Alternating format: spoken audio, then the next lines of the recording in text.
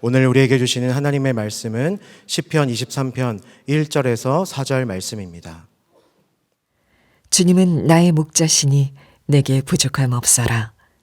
나를 푸른 풀밭에 누이시며 쉴만한 물가로 인도하신다.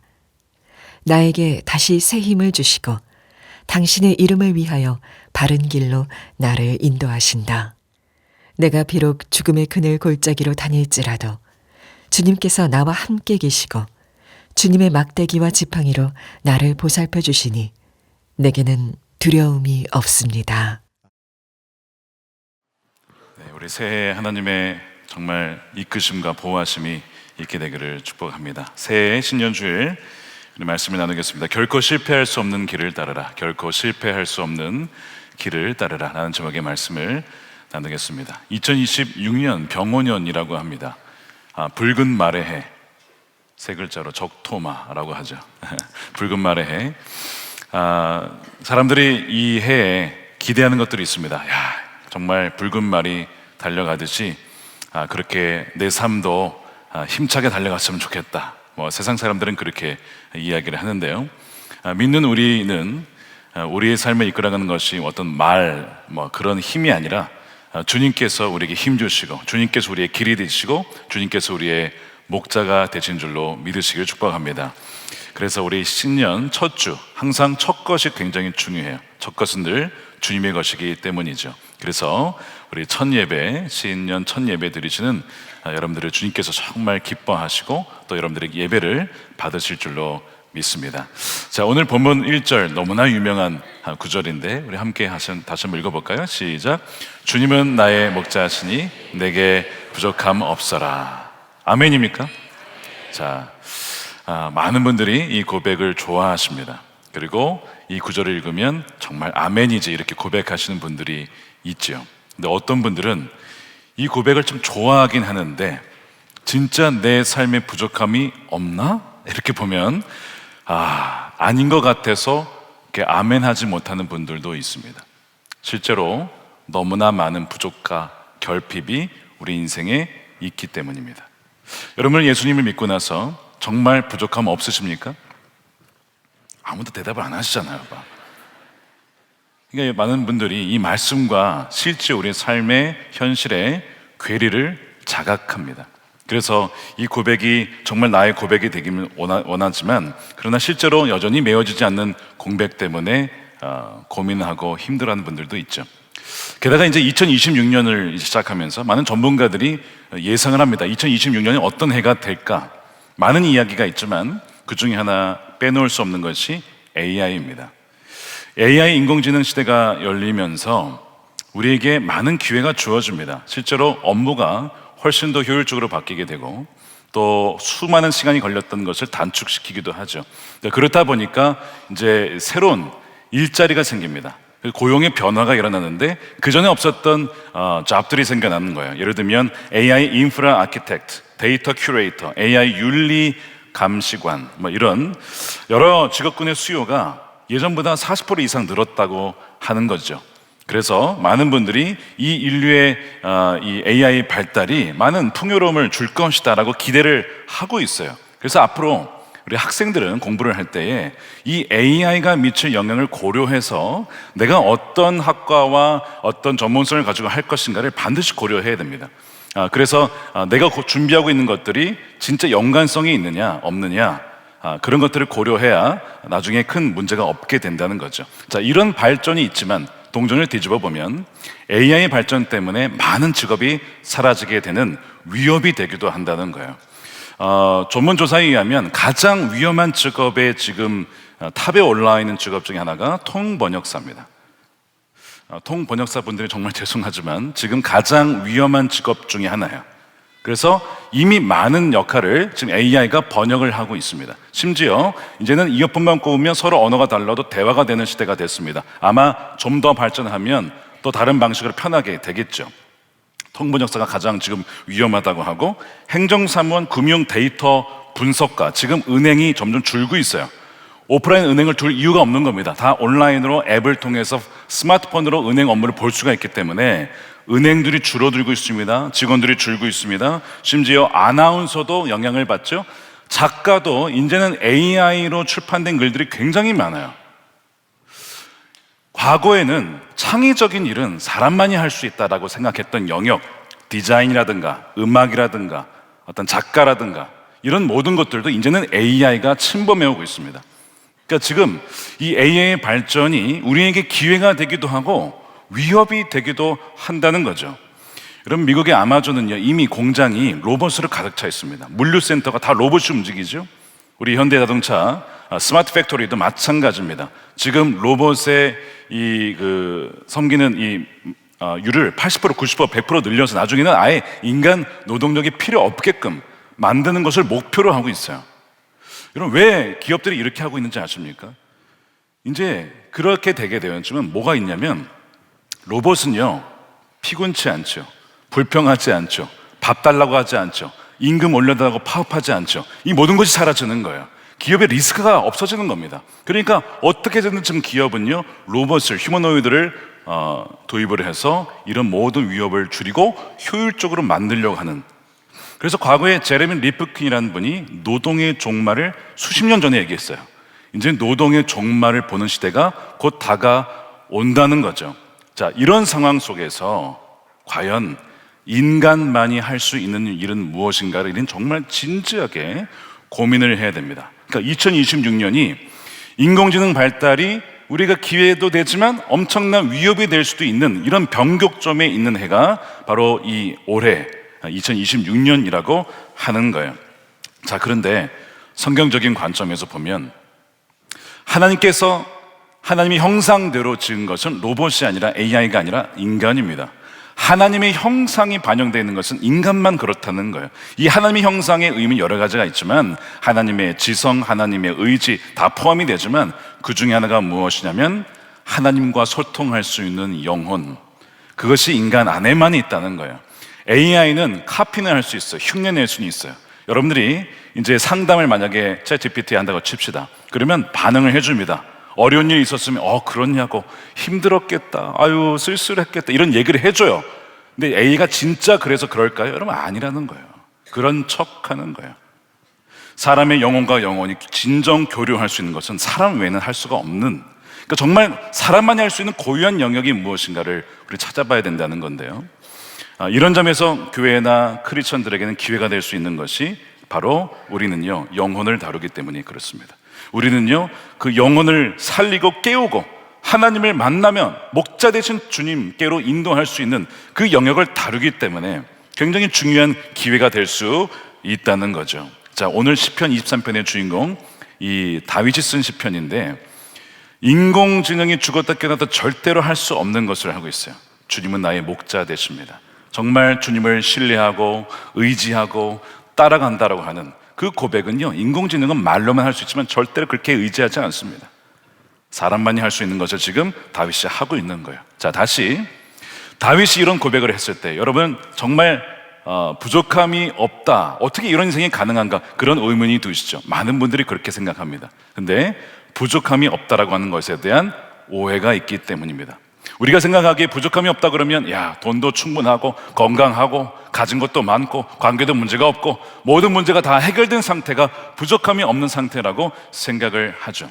그런데 모든 것을 가지고도 사실상 가련한 상태가 있을 수 있고, 가진 것은 없는 것 같은데 모든 것을 가진 상태가 될 수도 있다는 것이 성경이 말하는 부족함이 없다의 의미죠. 자, 요한계시록 3장에 보면 라오디게아 교회 성도들 이야기가 나와요. 라오디게아 교회 성도들이 무슨 얘기를 하냐면, 나는 가진 것이 많고 부족한 것이 없다라고 얘기를 해요. 근데 주님의 진단은 정반대였죠. 너는 풍족하여 부족한 것이 조금도 없다고 하지만 실상 너는 내가 비참하고 불쌍하고 가난하고 눈이 멀고 벌거벗은 것을 알지 못한다. 아마 당시에 라오디게아 교회는 가졌던 것이 많았던 것 같습니다. 돈도 많았던 것 같고 건강도 문제가 없었던 것 같아요. 그러나 그들의 영혼의 실상은 목자 없이 주님을 문 밖에 두고 교제 없이 내가 내 인생의 목자가 되어서 살아왔던 사실상 불쌍한 존재였다는 것을 스스로는 깨닫지 못했다라고 하는 거예요. 사복음서에도 부자 청년 이야기가 나오죠. 부자 청년이 어릴 적부터 말씀을 잘 따랐습니다. 그리고 어떻게 되는지 모르겠지만 젊은 나이에, 빠르면 20대, 빠르면 늦어도 30대에 부자가 됐어요. 소위 이제 30대의 상위 1% 부자가 되는 많은 청년들의 로망입니다. 야, 나도 저 젊은 나이에 그런 좀 재물을 좀 만져봤으면, 어떻게 하면 저렇게 될 수 있을까? 어떻게 투자하면 저렇게 얻을 수가 있을까? 어떻게 사업을 일으키면 저렇게 될 수 있을까? 이미 젊은 나이에 그걸 이룬 사람이에요.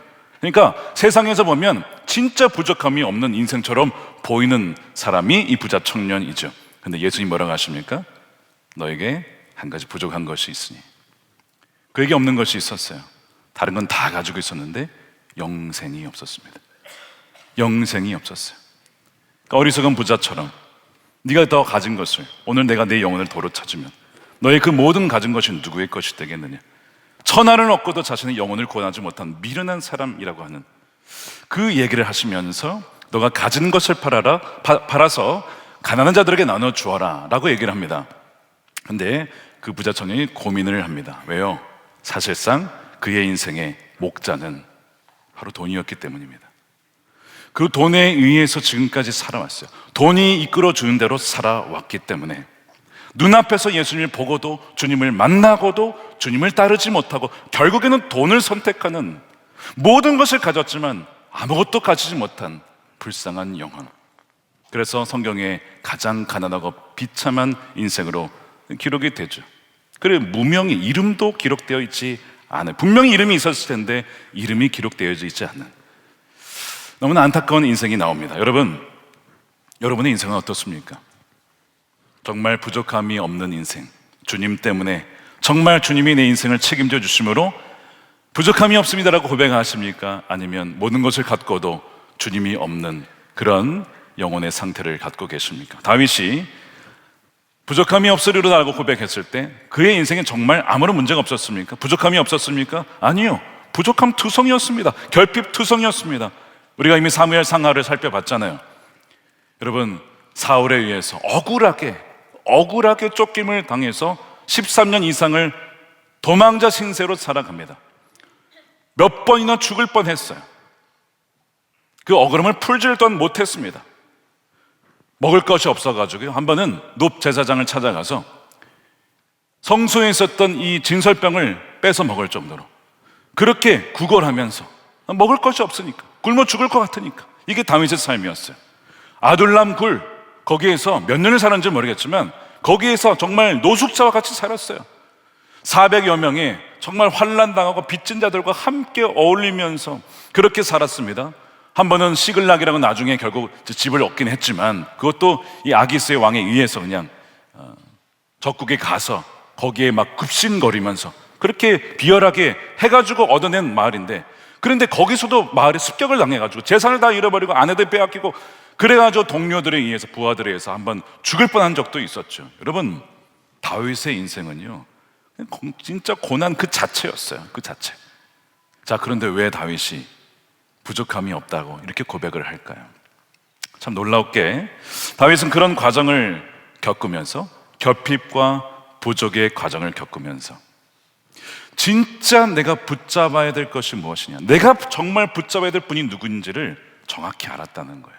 살아보니까 돈이나 사람이나 절대 믿을 것이 되지 못한다. 오직 나를 지켜주시고 그 어려운 상황이 있었지만 보호해 주시고 인도해 주시고 이끌어 주시고 공급해 주시고 해주신 분이 주님이셨음을 그가 알면서, 아이러니하게도 부족과 결핍 때문에 진정한 공급자 되시는 주님을 알게 됐다는 거예요. 그래서 그 주님이 진짜 내 삶을 돌아보면 그 순간순간마다 나의 삶을 어찌나 책임져 주셨고 보호해 주셨는지를 그가 고백을 하면서, 나의 남은 여생이 얼마 남지 않았지만 나의 남은 여생이 얼마나 길든 짧든 상관이 없이 정말 이제는 주님이면 충분합니다라는 그 고백을 하고 있는 것이죠. 사랑하는 여러분, 이것이 저와 여러분의 고백이 되기를 원합니다. 부족과 결핍을 통하여 진짜 공급자 되시는 주님, 남의 목자 아닙니다. 나의 목자가 되어서 이제는 정말 입술만의 고백이 아니라 우리 영혼의 중심에 고백을 할 수 있는 2026년 새해가 되시기를 축복합니다. 제가 지난 몇 년간 이 강단에서 세례받는 분들의 간증을 듣고 미리 저는 이제 간증문을 읽어봅니다. 그리고 세례 당일날 세례 간증을 듣고, 그 다음에 끝난 다음에도 제가 그 간증문을 가지고 있으면서 정기적으로 이렇게 살펴봐요. 그러면서 수백 명의 세례 간증자의 간증문을 읽으면서 발견하는 것이 있습니다. 통찰이 있어요. 어떻게 이분들은 주님을 나의 목자라고, 왕이라고, 구세주라고 고백할 수 있었을까? 도대체 이들의 인생에 어떤 일이 벌어졌길래 우리가 생각하기에 주님이 부자 되게 해주셨어요, 주님이 승진하게 해주셨어요, 성공하게 해주셨어요, 그래서 내가 주님을 믿기로 했습니다. 그런 케이스도 물론 있어요. 그렇지만 대다수는 그렇지 않다는 거예요. 예를 들어 이런 3% 정도, 전체의 한 3%, 아주 적은 비율이죠. 꿈과 환상을 통해 주님을 만난 경우가 있습니다. 좀 특이 케이스예요. 정말 주님이 나타나신 경우. 절에 갔다가 예수님의 음성 듣고 돌아오신 분이 있죠. 한번 제가 말씀을 드렸죠. 기가 막힌 거예요. 절에 갔는데 왜 예수님이 거기서 목소리가 들려가지고 알고 봤더니 가족들이 막 중보기도 하고 있었던 거죠. 뭐 그런 분도 계시고, 한 3% 정도는 그렇게 돌아오신 분이 있고요. 한 7% 정도는 교회 공동체의 섬김과 사역을 통해 사랑을 받고 주님을 만나서 돌아온 경우, 한 10% 정도는 교회 유튜브와 설교와 찬양과 기독교 영화를 보다가 예수님을 만난 경우가 있습니다. 25%, 4명 중에 1명은, 이게 좀 많죠. 비율이 많습니다. 어떤 경우냐? 관계전도입니다. 가족들과 친척들, 친구에 의해서, 특히 어머니의 기도와 전도를 통해서 나오게 되는 경우가 무려 25%예요. 굉장히 이 비율이 높습니다. 근데 비교도 할 수 없이 굉장히 대다수를 차지한 경우가 뭐냐? 55% 이상. 어떻게 주님께 나오게 되었느냐? 완전한 결핍 때문에. 암과 같은 질병, 사업의 실패, 자녀의 방황과 자녀의 문제 때문에 도무지 내 힘으로 할 수 없는 그 인생의 문제를 만나고 나서 비로소 주님을 믿게 되는 그런 경우가 55%, 압도적으로 많은 거예요. 여러분, 다윗이 경험했던 게 바로 그겁니다. 다윗이 사막의 음침한 골짜기, 양을 돌볼 때 사자와 곰이 다가올 때 그 상황들 속에서 결국에는 나를 지켜주신 분이 바로 주님이셨음을 그가 고백을 하고 있는 것이죠. 자, 그래서 저는 이 과정을 보면서 이 은혜가 2026년에 우리의 삶에 어떤 일이 벌어질지 모르지만 그 모든 것을 삶의 재료를 통하여서 결국에는 가장 좋은 길로 인도하실 주님을 신뢰함으로 정말 주님을 나의 목자라고 고백하는 우리 모두가 되었으면 좋겠습니다. 자, 주님을 우리 나의 목자라고 고백을 하게 되었지만 우리를 어떻게 인도하시는가? 자, 우리가 좋아하는 구절이에요. 2절 보십시오. 나를 푸른 풀밭에 누이신다. 양은요, 어지간해서 눕지 않습니다. 진짜 안전하고 편안하고 그래야만 누울 수 있는데, 누울 수 있다는 것은 그만큼 목자가 편하게 인도해 준다는 거죠. 쉴만한 물가로 인도하신다. 그리고 3절 보십시오. 나에게 다시 새 힘을 주신다. 개정판에 보니까 내 영혼을 소생시키신다. 이게 무슨 얘기냐면 양들이요, 눕는 게 아니라 완전 뒤집을 때가 있습니다. 살이 찌기도 하고 아니면 양털이 늘어나서 이제 커졌을 때 이 상태에서 뒤집어지면 혼자 못 일어나는 거예요. 그러니까 양은 진짜 손이 많이 갑니다. 털도 깎아줘야 되죠, 길도 인도해야 되죠, 밥도 줘야 되죠, 뭐 다 챙겨야 되는 거예요. 그만큼 손이 많은 존재인데 뒤집어지면요, 일어나질 못합니다. 혈액순환이 안 됩니다. 소화가 안 됩니다. 그런 상태에서 맹수에서 공격이 나오면 잡아먹히는 것이죠.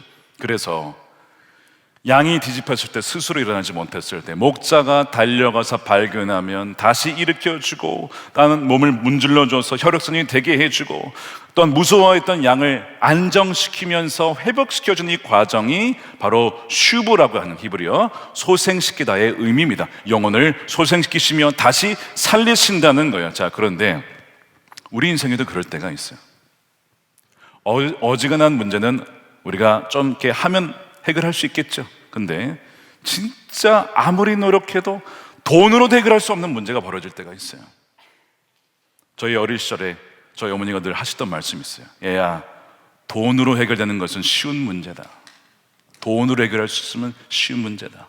인생에는 돈으로 해결할 수 없는 일들이 많이 있단다. 어린 시절부터 해줬던 말씀이에요. 우리가 살다 보면 그런 일을 겪을 때가 있어요. 아무리 돈이 많아도 해결할 수 없는 것. 그런 문제를 만날 때, 질병의 문제, 관계의 문제, 그럴 때 정말 우리 인생이 뒤집어질 때가 있어야 그때 어떻게 해야 됩니까? 목자를 찾아야죠. 목자에게 돌아가야죠. 목자를 떠나지 말아야죠. 몇 년 전에 이곳에서 세례받으면서 간증하신 분이 있습니다. 몇 년이 지났지만 아직도 그때가 생각이 나요. 이분은 여성분이신데 20대 초반에 어머님이 암에 걸리셔서 그 어머님을 간호를 하신 거예요.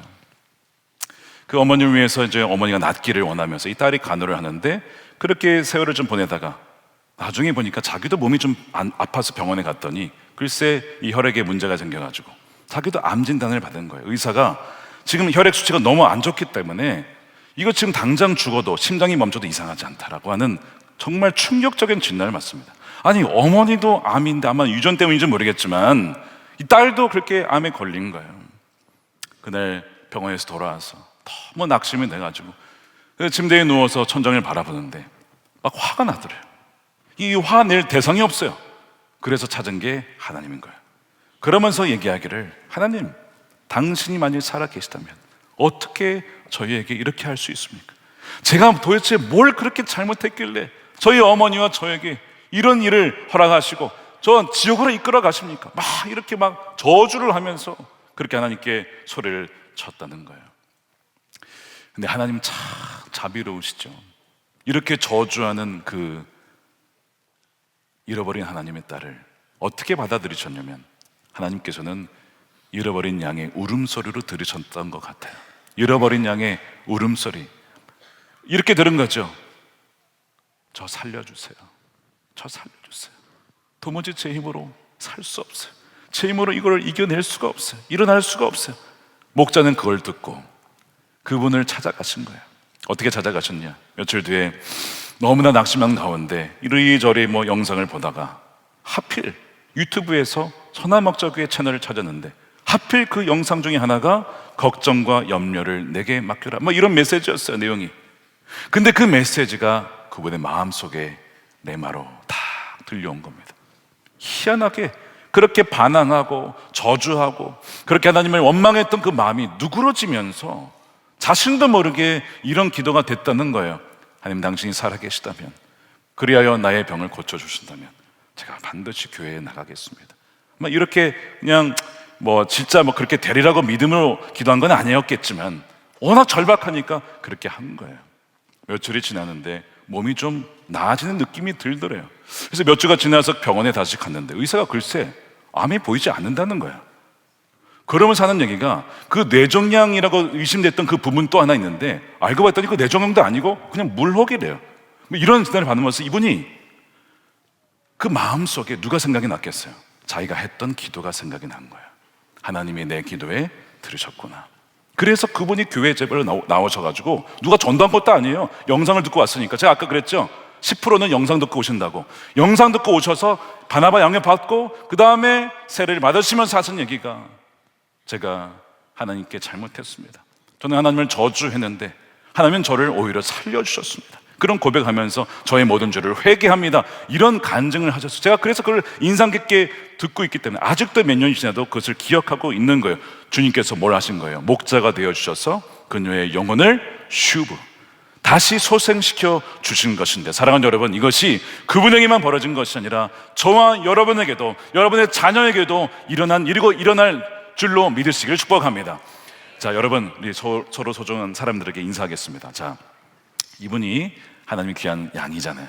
자, 저와 여러분은, 당신은 주님의 소중한 양입니다. 이렇게 인사하겠습니다. 당신은 주님의 소중한 양입니다.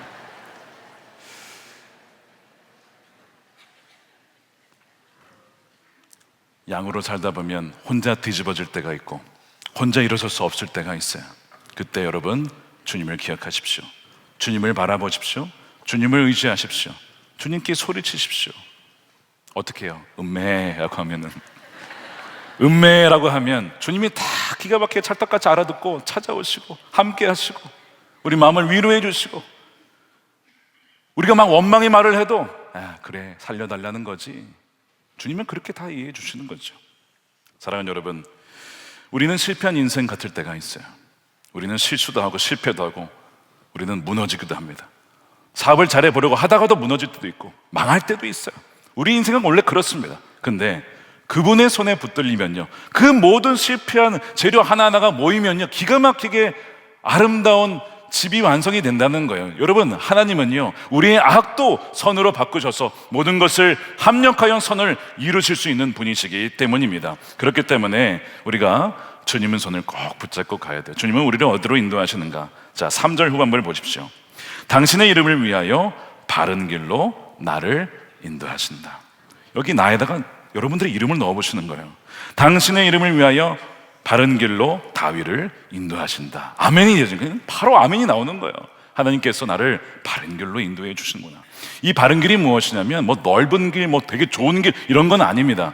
목자가 양을 인도하기 위하여 수백 번, 수천 번 왔다 갔다 하면서 만들어 놓은 길이에요. 그래서 목자의 발자국이 밟힌 그 땅, 화려하지는 않지만 안전한 길, 목자가 검증한 길, 그 길로 양들을 인도해 주신다는 것, 그것이 바로 의의 길, 바로 그것이 바른 길입니다. 자, 그래서 여러분 궁금하시죠? 2026년이 어떠할지, 우리 인생에 앞으로 무엇이 펼쳐질지 궁금하시잖아요. 근데 여러분, 우리가 기억할 것은 무엇이냐면, 주님, 저에게 맵을 좀 주세요. 지도를 주세요. 그래야 제가 어디로 갈게요. 주님은 우리에게 지도를 주시지 않습니다. 여러분, 우리에게 지도를 준다 하더라도 우리는 길치예요. 지도를 보고도 어디로 가야 될지 몰라요. 많은 여성분들이 지도를 보고도 방황하신 분들이 많습니다. 이 동서남북이 헷갈려가지고, 물론 남자분들도 있지만 이 길치신 분들은요, 지도를 줘봤자 이게 어디야? 그래서 주님께서는 지도를 안 주시고 누구를 주시냐? 주님의 손을 주시는 거야. 너 지도 걱정하지 마. 내 손만 붙잡고 가면 돼. 얼마나 편한지 몰라요.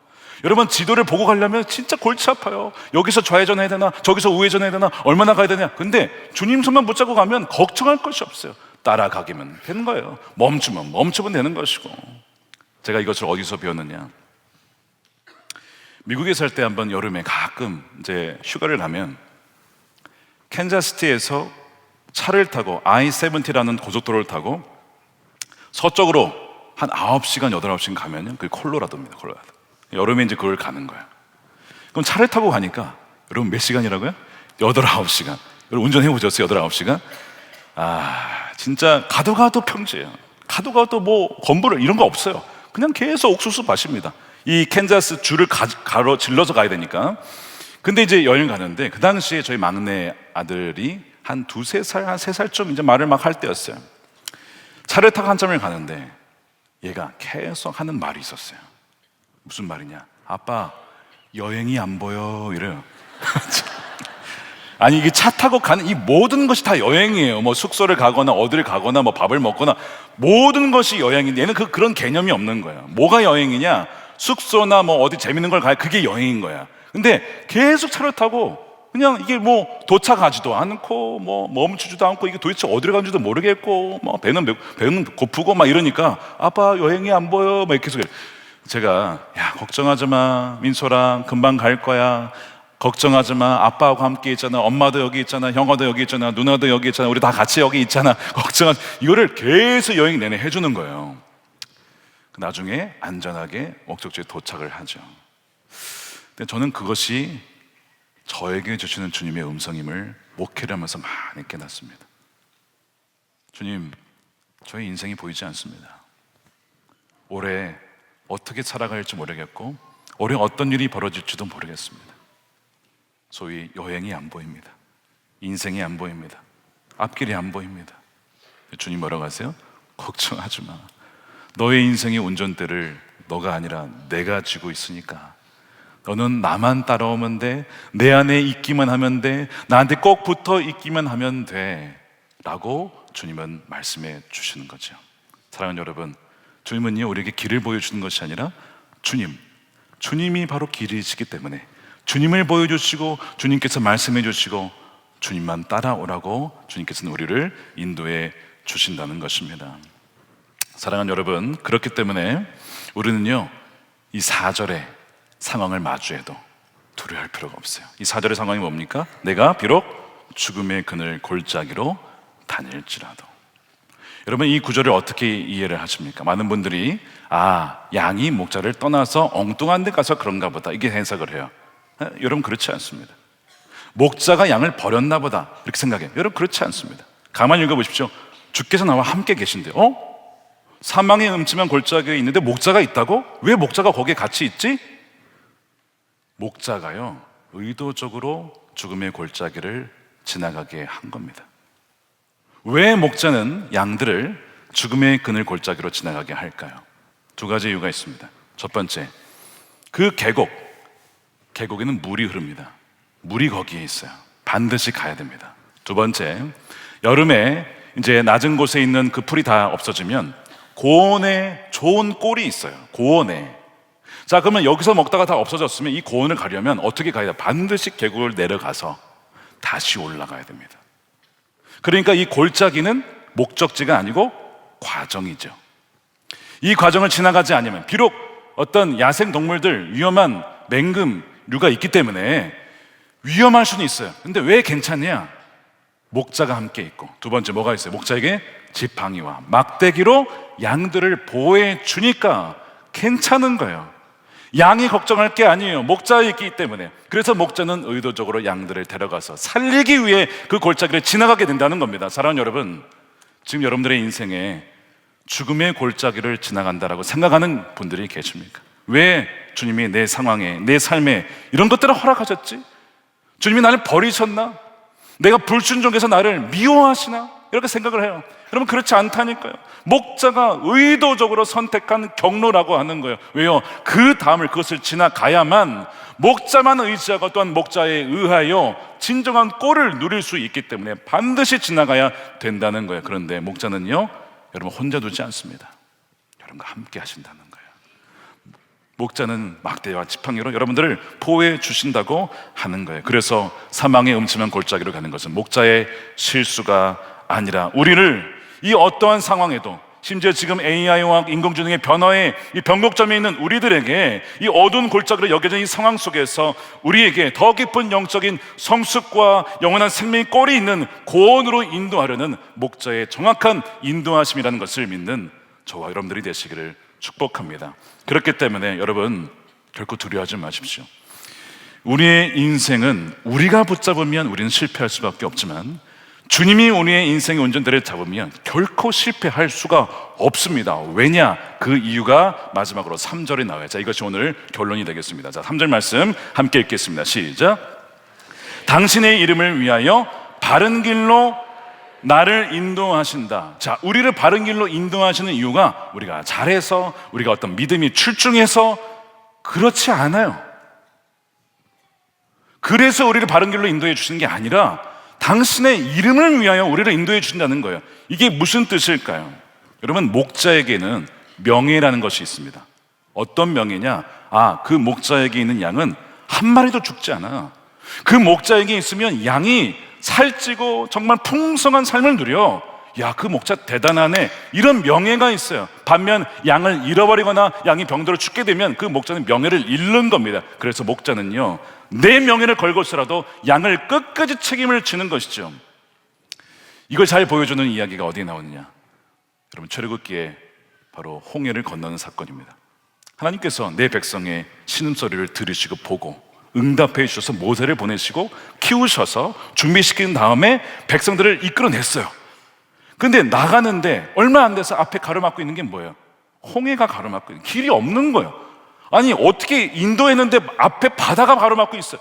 망한 거죠. 이거는 뒤에는 애굽의 군사가 쫓아오는데, 야, 하나님 우리를 잘못 인도하셨네, 우리 이제 망한 목숨이네, 이런 상황이었다고요. 그러니까 이스라엘 백성들이 뭐라고 반응했냐면, 야, 애굽에 매장지가 없어서 우리를 여기로 끌고 왔느냐. 믿음이 있어요, 없어요? 믿음이 없었어요. 이스라엘 백성들 중에 믿음 있는 사람이 없었어요. 하나님이 원망했습니다. 하나님이 잘못 인도했다고 얘기를 했어요. 그런데 하나님은 그래도 그 홍해를 갈라주셨어요. 믿음이 있어서 갈라주신 게 아니라 왜 갈라주셨냐? 자, 그게 어디 나오냐? 시편 106편 8절입니다. 여호와께서는 자기의 이름을 위하여 그들을 구원하셨으니 그의 큰 권능을 만인이 알게 하려 하심이라. 이는 내 백성인데 이들이 여기서 죽게 되어지면 다른 사람들이, 야, 하나님이 목자르면서 자신의 백성 양들도 지키지 못하는 그런 신이 어딨냐 라고 할까봐 하나님께서는 그 홍해를 가르셔서 바다에 길을 내셔가지고 웨이메이커, 그래서 그 양들을 인도해 주셨다는 거예요. 누구를 위해서? 자신의 이름의 명예를 위하여. 사랑하는 여러분, 저와 여러분은요 주님의 양입니다. 주의 이름과 명예를 위하여 저와 여러분들을 바른 길로 인도해 주심을 믿는 여러분들이 되시기를 축복합니다. 가끔 여러분 과일 먹으면 그 과일 상자에 이름이 붙어 있어요. 누가 만드셨다는 거예요. 그 연락처도 있는 경우가 있어. 문제가 있으면 연락하라 이거예요. 그만큼 내가 품질을 보장한다. 저는 그걸 볼 때마다 은혜를 받아요. 주님께서 제 안에 성령으로 인치해 주셔서 너는 내 거야. 넌 내 아들이야. 넌 내 딸이야. 너는 반드시 내가 책임진다. 누구를 위해? 주의 이름의 명예를 위하여. 사랑하는 여러분, 우리의 믿음을 의지하면요, 그게 뭐 의지할 대상입니까? 우리의 어떤 지난 살아온 목회 경력, 어떤 신앙의 경력을 의지하면 그게 뭐 의지할 대상입니까? 그렇지 않아요. 주님은 자기를 위하여 자신의 명예를 걸고 이름을 걸고 당신의 양을 가장 바른 길로, 의의 길로, 생명의 길로, 푸른 초장으로, 쉴만한 물가로 인도해 주신다는 것입니다. 사랑하는 여러분, 2026년에 여러 갈래길이 있을 것이고 여러 어려움이 있을 수도 있어요. 그런데 그러면 신뢰하십시오. 주님이 길이십니다. 주님이 생명이시고 주님이 진리이시기 때문에 주님이 우리를 가장 좋은 길로 인도하시는 걸 믿을 때에 어떤 어려운 순간에도 사망의 음침한 골짜기를 지날지라도 우리가 두려워하지 않고 주님을 신뢰함으로 이 2020년에 불확실한 미래 가운데 그러나 확실하신 주님만을 붙잡고 승리의 발걸음을 내딛는 저와 여러분들의 삶이 되시기를 주님의 이름으로 축원드립니다. 아멘. 우리 이 시간 우리 성찬을 받겠습니다. 여러분, 성찬은 어떤 의미입니까? 주님이 우리와 함께 하신다. 이것을 행할 때마다 나를 기억하여라. 우리가 하도 주님을 잊어버리니까 마치 목자 없는 양인 것처럼 내가 내 스스로 공급하고 자립해야 되는 줄 알고 그렇게 살아가니까 정기적으로 성찬을 통해서 내가 너와 함께 한다. 두려워 말아라. 염려하지 말아라. 너는 내 것이다. 너는 내가 책임진다. 내 이름 걸고 명예 걸고 내가 책임질 거야. 말씀해 주시는 거예요. 이 시간 우리 기도하며 준비할 때 주님이 나의 목자가 되신데 사실상 주님은 남의 목자처럼 그렇게 살았습니다. 주님을 의지하지 않았습니다. 내 힘을 의지하려 했습니다. 내가 가진 거 의지하려 했습니다. 그 모든 것을 회개하고 진정 2026년도는 주님은 나의 목자 되시니 내게 부족함이 없습니다. 이 고백으로 우리 함께 기도함으로써 우리 성찬을 준비하도록 하겠습니다. 기도하겠습니다.